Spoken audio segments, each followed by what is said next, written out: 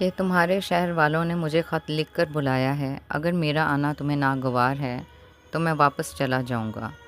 قرہ جب واپس جانے لگا تو جناب حبیب ابن مظاہر نے اس سے کہا، اے قرہ، وائے ہو تم پر، کیوں ظالموں کی طرف واپس جا رہے ہو؟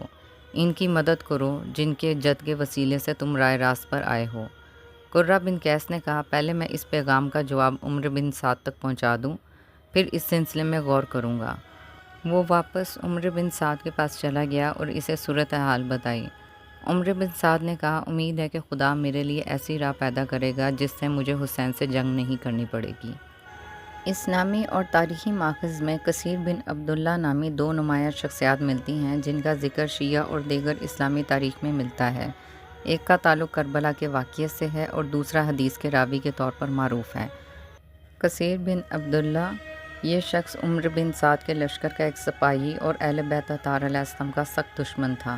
واقعہ کربلا کے دوران عمر بن سعد نے حضرت امام حسین علیہ السلام کے پاس پیغام بھیجنے کے لیے کثیر بن عبداللہ کو نامزد کیا کیونکہ وہ ایک جری اور بے باک شخص تھا۔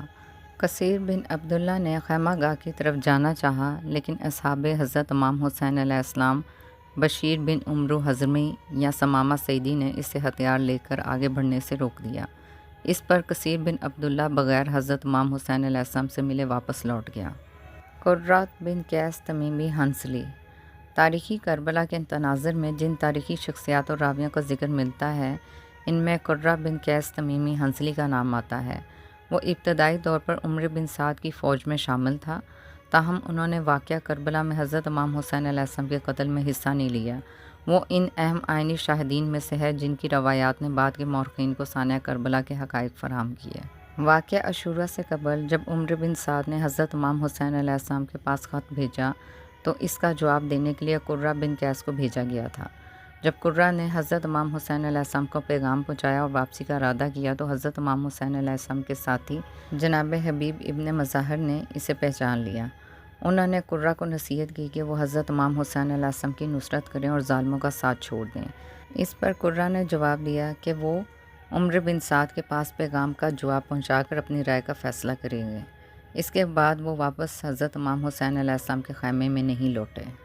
مورخین بالخصوص ابو مخنف نے قرۃ بن قیس تمیمی کو واقعہ کربلا کا ایک سکہ راوی تسلیم کیا ہے۔ وہ ان چند افراد میں سے تھے جنہوں نے بعد از شہادت حضرت امام حسین علیہ السلام اور میدان کربلا کے دردناک مناظر کا مشاہدہ کیا۔ تاریخی حوالوں سے ثابت ہے کہ قرۃ بن قیس نے ہی جناب حضرت بی بی زینب سلام اللہ علیہ کی جانب سے حضرت امام حسین علیہ السلام کے جسد اطہر پر پڑھی گئی دردناک مرثیہ خوانی کو سنا۔